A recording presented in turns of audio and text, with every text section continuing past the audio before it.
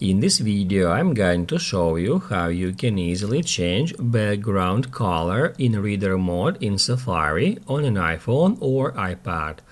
Be sure to watch the video to the very end so you don't make any mistakes.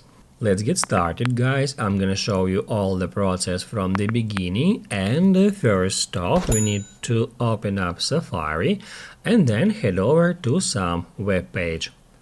Once it is done, tap right here at that button and then tap at Show Reader to turn on Reader Mode.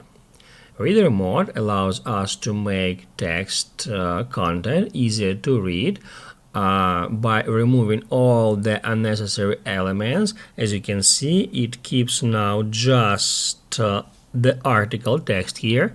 However, we can also change the background color.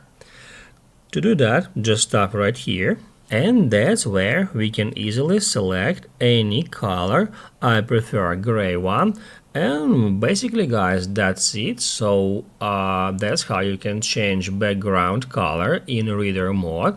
If you would like to turn off reader mode, just tap right here one more time and then tap at hide reader. If this video was helpful for you, don't forget to hit the like button.